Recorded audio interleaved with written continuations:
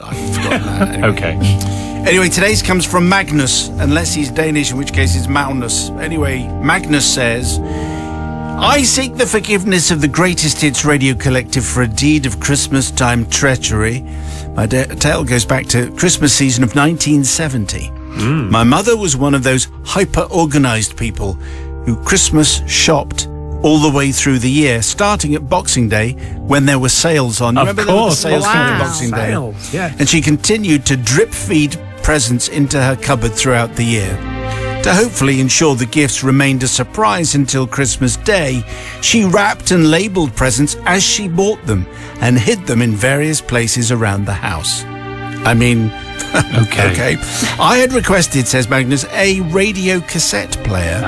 It's an old piece of kit, Holly, which had a radio and a cassette player. Wow. Okay. In one thing. For that year's main Christmas present, cassettes being relatively new at the time, certainly in a house that was still fed on a diet of Mario Lanza and equally non-teenager type records whenever music was put on. Anyway, about mid-November, I started hunting for the present stash. I eventually found a present with my name on it in the top cupboard in my parents' bedroom.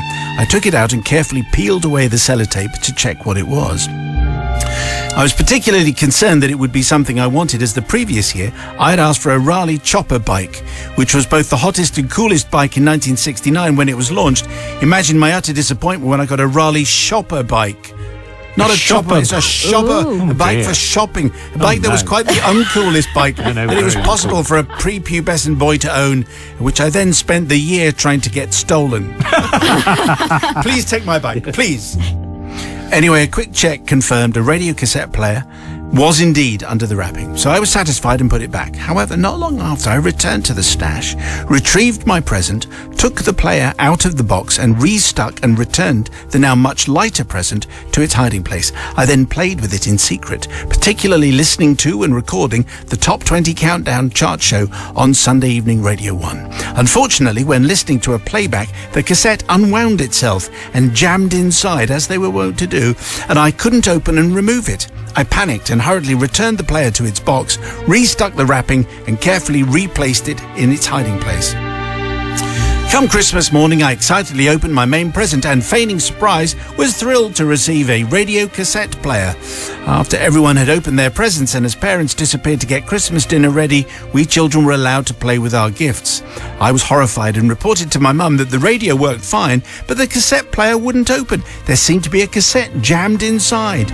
Mum was hugely apologetic, probably knowing I was still peeved at the previous year's rubbish bike present. Okay. Promised to return... I think Magnus is still not over. Yeah, I mean, come on. Promised to return it the next day to exchange it. Mum was always up for challenging shop assistants.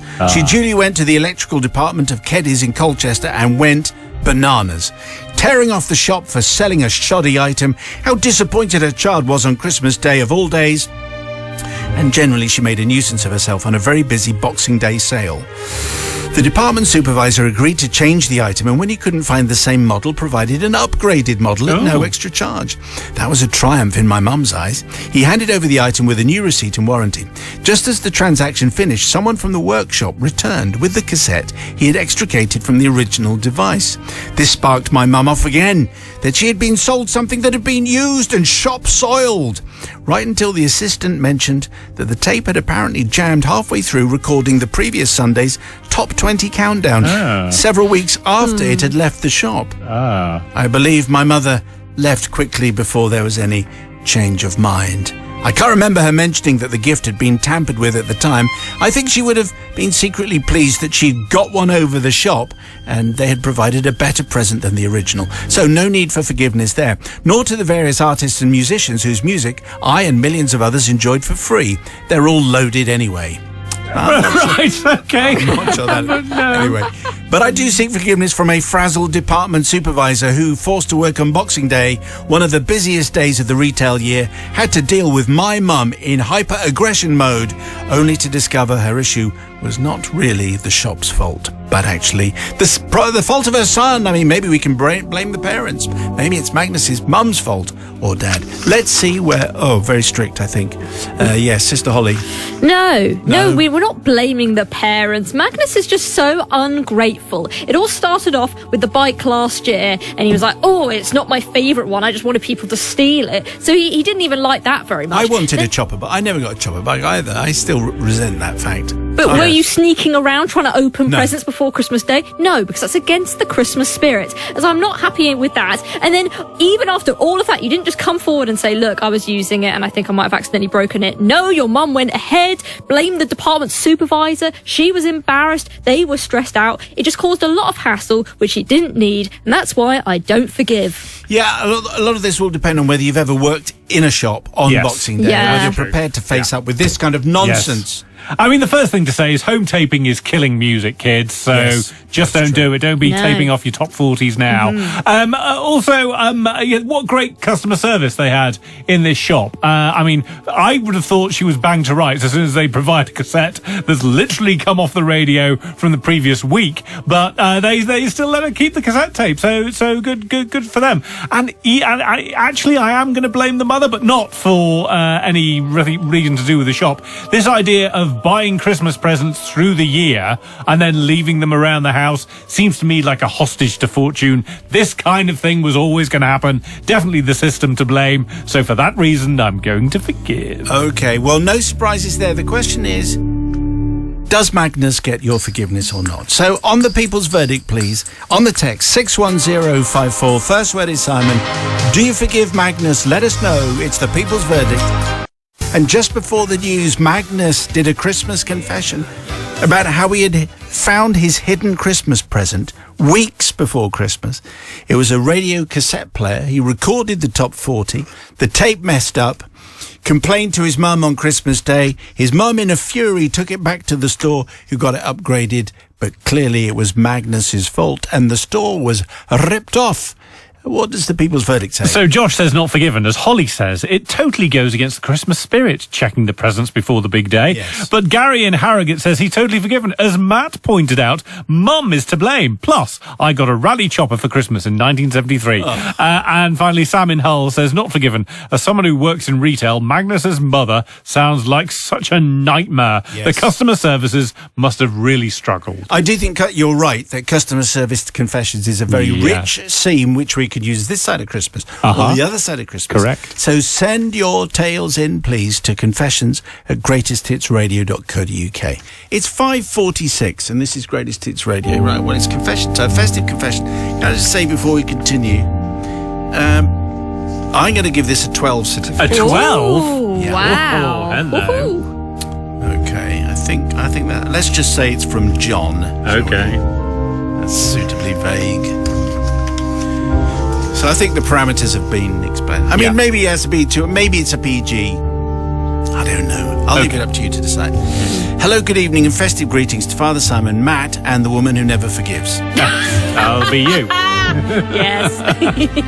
This is that's almost certainly guaranteed that she ain't going to be straying from that for a while. This is my confession, says John, for events which took place way back in the festive season of 1981 when I was a 17-year-old second-year apprentice toolmaker. Back then, I was with a relatively new girlfriend of approximately 6 months. She's now my wife. Not that I was blessed with that many girlfriends beforehand, and getting home from pubs and clubs in town was problematic with taxis and expensive, really, considering apprenticeship wages. So I often walked her approximately 2 miles back to her parents' house.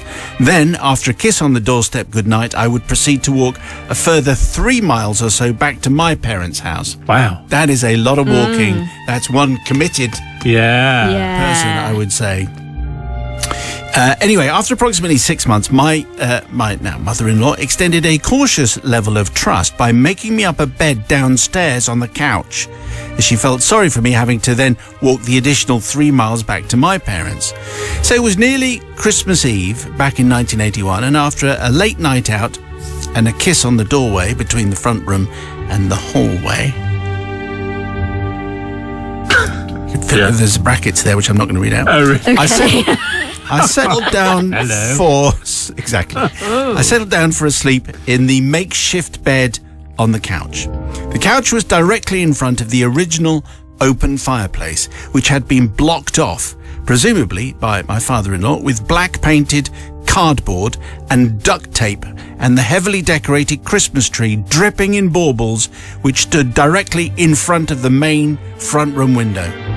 I must have fell into a deep sleep, but vividly remember being frightened awake by what seemed like someone trying to get into the room from behind the fireplace. Whoa. I must have yelled and flew out of my makeshift bed in the pitch darkness, walking my hands around the nearest wall in an attempt to find a light switch. I never saw the need to do a recce on a light switch geography thing beforehand. With a continuing noise behind the fireplace, with someone trying to break into the house, I continued to hold in my bowel movements whilst padding my way around the wall, adding to my angst by stubbing my toes on a variety of furniture in the darkness. And then came a loud thump from upstairs. Unfortunately, I never did successfully reach any kind of light switch before colliding with the Christmas tree and wrestling it to the ground. Oh, no. In a tackle that Billy Beaumont would have been proud of. Is an English rugby player from back in the day. Fab. Very, very famous. Just explaining things. With myself rolling around on the floor, wrapped in all kinds of tinsel, embracing the bauble unladen tree, the door flew open and the silhouette of my father-in-law, well, he wasn't my father-in-law at the time, but his colleague came bursting in. It wasn't until he immediately found the light switch and proceeded to assist my untangling that I noticed that little Colin was poking out from his pyjama bottoms in a and it was just rather uncomfortable. Needless to say, we were both somewhat embarrassed and rapidly managed to get to our feet in an orderly fashion before my future mother-in-law, Molly, and girlfriend, now wife, appeared on the scene. In the dark minutes to follow, which seemed an eternity, there was no further noise from behind the fireplace, and I could see their disbelief of my story culminating in devastation to the front room decorations, tree on the floor, baubles everywhere. We eventually all returned to our beds, and the next morning, while still having breakfast, or a cup of tea at least, I can't really remember that bit, my somewhat saving grace was further noise from behind the fireplace. Whoever it was still trying to get in. I took the lead, trying to appear brave and confident, and with my father-in-law close by, we carefully unplugged the awful plastic, red backlit, coal effect electric bar heater, and after moving it clear, we commenced peeling off the duct tape, securing the black painted cardboard open fire cover. Then we both jumped back in fright, and the girls, as mother-in-law and girlfriends, actually both women, I think, John. Okay. She's now my wife, and she's now my mother-in-law, let out a screech as a very sooty, medium-sized bird, let's say it's a pigeon, hopped out from the fireplace. We managed to carefully catch it, as I'm sure it was probably more distressed and shocked than we all were, and let it hop off under a hedge in the garden. So to conclude, I seek forgiveness from the in-laws, God bless their souls, and my wife, then my girlfriend, she was. But now I've married her. For the carnage, trashing the Christmas decorations, for causing father-in-law's embarrassment due to the unfortunate unveiling of little Colin. But we did...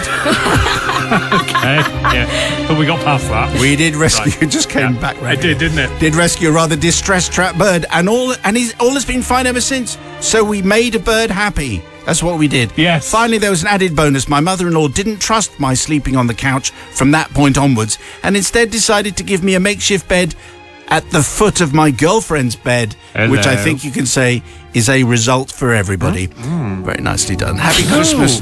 Nice, smooth. To all Greatest Hits Radio, says John, in a somewhat pathetic attempt to get any kind of forgiveness out of Holly, previously described as the woman who never forgives. Never forgives. Well, the thing is, surely you would know, I don't know about chimneys, but I know that pigeons get stuck in chimneys. And so if that was me, I would presume that that was a bird. I wouldn't think that was a human getting stuck down the chimney. Bird. I know, but still, I would presume it was a bird.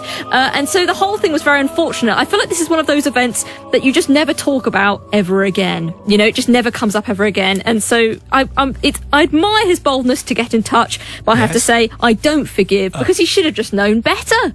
Well, that it wasn't Santa or anything. It was just a bird. It was just a bird. Deal with it. Harsh as ever. Brother from another guy. I'm going to say, if I'd been sleeping in that room, I would have presumed it was a Christmas miracle with some kind of sound coming, that we all know what I mean, coming down the chimney. And so, but in a way, it was a Christmas miracle because obviously knocking over the tree wasn't great. But then we all get to put the tree back up, put the baubles back on. Nightmare. And isn't that what Christmas is all about? Picking up and yes, putting the baubles back on the tree, definitely what Christmas is all about. And everyone was fine after, and actually they should have warned him and said there's a chance that a bird might come down and get stuck in the chimney and wake you up, and it did. So for that reason, yes, I'm going to forgive. Well, it's entirely down to you on the people's verdict, please. 61054, and the first word is Simon. Before the news, we had a Christmas calamity with young boyfriend John just being allowed to stay over, but unfortunately trashing the Christmas tree. Yeah. All the baubles fell off because there was a bird stuck behind the fireplace. It was all sorted, kinda, in the end. The people's verdict is in. Here it comes. So Johnny says, forgiven. So easily done. Everything seems scarier in the dark, and I'd be terrified hearing a bird stuck up the chimney. But Daz in Worthing says, not forgiven. As Holly says, birds get stuck in chimneys all the time. Why would you think someone was trying to break in? Also, wrestling the Christmas tree. How did it all go so wrong? But finally, Mitch in Worcester Park says, forgiven. Gotta forgive this one purely for the term Little Colin. Yes. Yeah. I'm not sure I want to encourage any more of those. No, but anyway, not. Send your confession, please, to confessions@greatesthitsradio.co.uk. If it's a Christmas one, then you'll have to be pretty sharpish about it, I would think. Well, it's 5:46, and this is Greatest Hits Radio at Christmas. And a Christmas holly, of course, is part of our team here. Woo! The most aggressive leaf, isn't it, in nature, don't you think? Yeah, absolutely. Yeah, smooth and then spiky on the edge. Yes. That's very profound. Isn't it? Let's analyse people by their first name. Okay, so today's tale, which comes with a warning for anyone eating their tea. Ooh, that's good. Comes from Ben. Father Simon and the most angelic of all collections. That's you guys. My confession relates to an incident that took place on Christmas Day 25 years ago. It's 1988, and despite having a full-time job, aged 22, I was still living at home with Mum and Dad. My older brothers and sister had flown the nest, but they returned most high days and holidays to get together. Our Christmases were lovely times and came with a reassuringly predictable format. We always had the relations come to our house for Christmas dinner and tea. Then everyone would meet up to do it all again at Granny's on Boxing Day.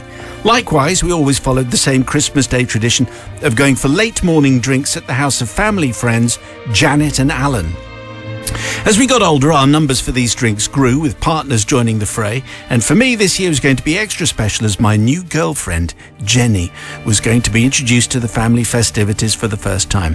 And so it was that Christmas morning came upon us. After a simple breakfast of toast and jam, Mum and Dad were never the type to go overboard with Christmas breakfast, as is evident from the toast and jam. We opened our presents before Mum headed off to church. I walked the dog, and Dad stationed himself by the sink for 2 hours, peeling a mountain of potatoes and other veg for the big lunch later that day. With midday approaching, Jenny arrived, and we all put on our coats and hats and trotted off down the road for our drinks with Janet and Alan. As normal, Janet had prepared a lovely spread of nibbles and crisps and sausage rolls, nuts, olives, vol au vent that always burnt the roof of your mouth no matter how long you left them, carrot and cucumber sticks, and a range of delicious dips. Also, as normal, Alan had opened the locked doors to his drinks cabinet to reveal his spectacular collection of alcoholic beverages. It would be fair to say, Father Simon, that most of these drinks would not be found on the shelf of your local off-licence. This was speciality stuff.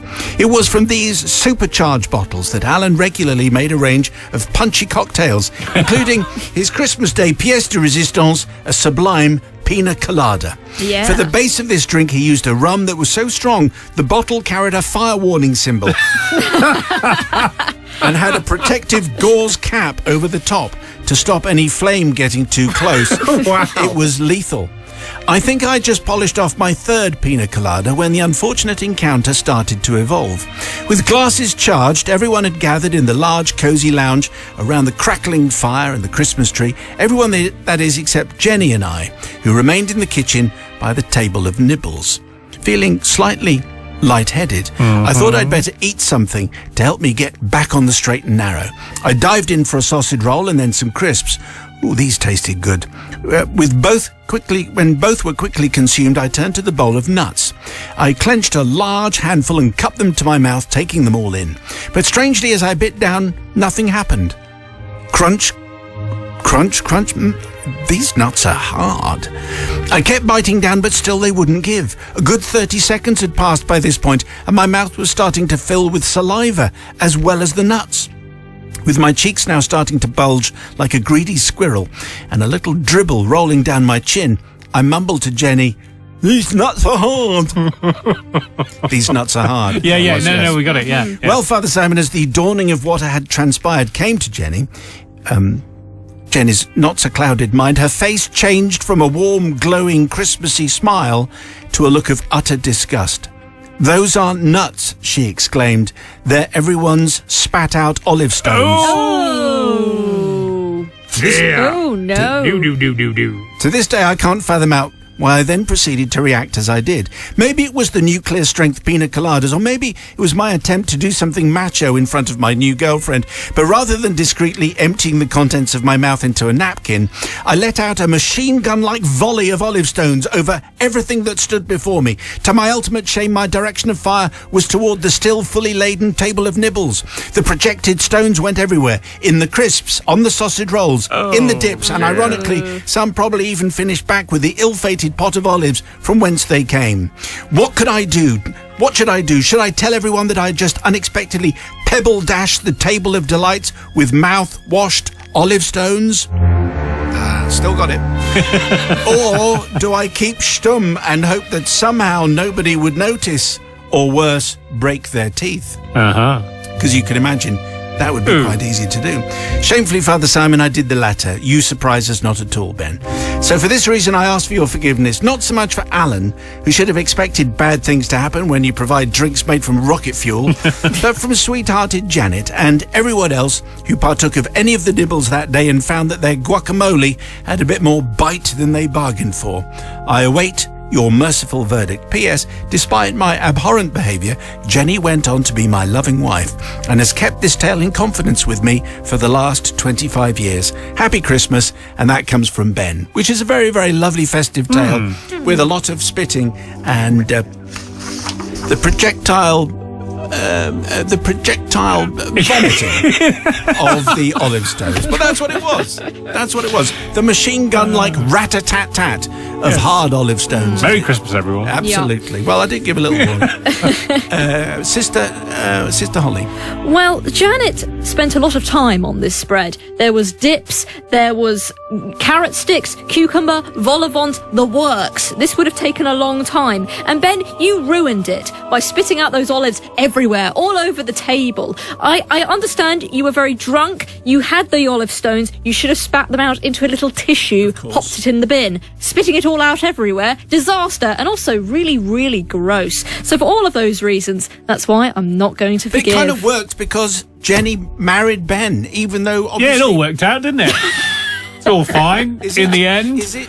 I'm going to forgive. Here's why. Yes. There actually are two very strong mitigating factors in Ben's favour here. Number one, who serves pina coladas at Christmas? Me. No one! No one serves, no one's drinking rum, including you, Holly, at Christmas. No one's drinking rum. The second is... Why not? Because you have rum when it's hot. Or really? On a Thursday night, along with all reasonable people. The other thing is who serves olives? No one likes olives. Everyone hates olives. No, I love olives. Greasy, salty mess in my mouth. So no to that, and definitely forgiven. Okay, well, we got there. So do you forgive Ben? That is the question. For our festive confession, 61054, the first word is Simon, for the people's verdict. We're expecting it right now. 61054, first word is Simon. Do you forgive his olive stone catastrophe? Just before the news, Ben sent in a confession. He and family and new girlfriend were round at a friend's on Christmas morning. 3 pina coladas down, he tucked into the bowl of nuts. He filled his mouth, and then he realised that they weren't nuts, but everyone's spat out olive stones. So he then proceeded to spit them out machine gun style all over the food. He asks for forgiveness, but does he get it? Let's see. Not forgiven, says Michelle in Taunton. I agree with Holly. Spitting them out all over the table is just gross. Ryder, not forgiven. I would forgive the spitting, but only on the ground. Why did he spit it out all over the table? Yes. However, I laughed so much I fell off my chair. And Grant says, totally forgiven. Who in their right mind serves olives with the stones in at such an event? You're asking for trouble. Get a grip. Oh, right. So it was the host's agrees fault. with me. Yep. So, okay, that's the best way to get your mention on, is to agree with Matt, Yes. obviously. So if you have a Christmas confession, you need to be sharpish. Send it to confessions@greatesthitsradio.co.uk. Anyway, it's confession time. Gather round. Send your Christmas confessions, please, to confessions@greatesthitsradio.co.uk. This one comes from Ruth, Father Simon, Merciful Matt, and the collective. So that, Holly, is you. Yes. You're Yes. representing everybody else. Everyone, yes. This story begins 18 years ago when we moved to a new town with our 2 young daughters. Unable to find them places at any of the local schools, we had to enroll them in a very small private school, which was called St Custard's. Oh, yeah. It was difficult to fit in with the other parents, as I'm a broad Cockney, and they were which is good for me, and they and they were broad snooty, which is also good for me. Yeah. So we were instantly looked down upon. Our 2 daughters were not fazed by this at all, but needless to say, I was not posh enough to be invited with the other mothers to a spa weekend in Iceland to see the Northern Lights. That would have been a nice thing to go on. Bullet dodged there, I think. No, it would have been great. Would it? Not with them, though. Ugh, spa weekend. Yeah. Yeah, but Iceland. Anyway, our youngest daughter was one of only 2 girls in her class, as apparently at the time it was, quotes, pointless to spend money on a girl's education. Because they would, it was explained, leave school, marry someone rich, and never have to work a day in their lives. Okay. So this is a... Right. It was only 18 years ago. But anyway, it came round to Christmas time, and the topic of the nativity play was everywhere. It was a tradition that the Year 1 children did the nativity play, the class that our youngest, along with the other posher girl, were in. Obviously, the other young girl was going to be chosen to be Mary, as her sister had been Mary before. So our daughter was chosen to be the Angel Gabriel, which is, that's decent casting. Our daughter arrived home with her lines for the play, and I set about making her the obligatory angel costume with the wonky coat hanger wrapped in tinsel. Yes. We diligently practiced her lines every night, as she was one of the youngest in the class and wanted to make sure she got them right. On arrival for the dress rehearsal, my homemade angel dress was received with gasps of horror. Apparently, wonky tinsel-wrapped coat hangers and a pillowcase with a hole for her head were not acceptable, and a very expensive, barely used angel costume magically appeared. I think it had Amani in the thing. I watched proudly as our daughter stood up to say her lines. Line singular, which was, "Yes, do not be afraid, for tonight a special child has been born in Bethlehem." She was word perfect, and I was very proud, but I happened to overhear a couple of other mothers muttering about elocution lessons. It might be the right time to mention that the school was fairly close to Birmingham, and the girls were picking up on my husband's family's slightly Brummy accent. The school religiously spent the next 3 days teaching our daughter how to speak properly, so that she would fit in with the other children, and that generations of previous school attendees would be watching the nativity, and we certainly didn't want to embarrass anyone. After 2 nights of listening to our daughter speak with a plum in her mouth, an evil plan hatched in my equally evil mind. We already knew that the girls would be leaving the school after the nativity play, as we'd managed to get them places in the local state-run primary school. So I figured it might be fun to have a bit of a reality check for everyone before we left. Sure enough, the time came to go back to school for the show. We arrived to find that we'd been sat right at the back. No videotaping or photos were to be taken. It was a beautiful show, and there were lots of oohs and ahs as the children perfectly pronounced their lines. And then up stood our daughter and proudly read out her line in what can only be described as a magnificent Brummy accent, which I am not going to do. Oh, really? No, because I think that would be Disappointing. that would be patronising. It would But be. a good one would be really good. Anyway, but what she said was, yes, do not be afraid, for tonight a special child has been born in Birmingham. Wow. Almost, yeah. I did the inflection. Yeah. Yes. No, very good. It's like a hint. The hint of it, Just yeah. a hint. Yeah, what it could have been, yeah. There was and then, so she said, special child's been born in Birmingham. Ta-ra a bit. Anyway, there was a stunned silence and icy stares were thrown our way, and the rest of the show went without a hitch. There was a professional videographer there, and I knew that it would be forever etched on tape. After the show, I insisted that I had no clue why she had suddenly changed the line, or why she had suddenly started to start speaking with a broad Brummie accent, despite their desperate attempts to stop her. So I'm going to have to confess that I did teach her to deliberately say Birmingham instead of Bethlehem, and I also encouraged her very Brummie aunt to help her with her Brummie accent. Thankfully, after we left the school, we never saw anyone from there ever again. And, as a bonus, a couple of years later, the school closed down. I don't regret what I did, but every year when we rewatch the tape, our daughter always asks why the school made her say Birmingham instead of Bethlehem. And so now, as I'm sure she is listening, she will know. So until that moment, she didn't know why it was Birmingham and not Bethlehem. Anyway, it's an interesting tale. Ruth, thank you very much indeed. I always like a confession where we only find out the reveal right towards the very end.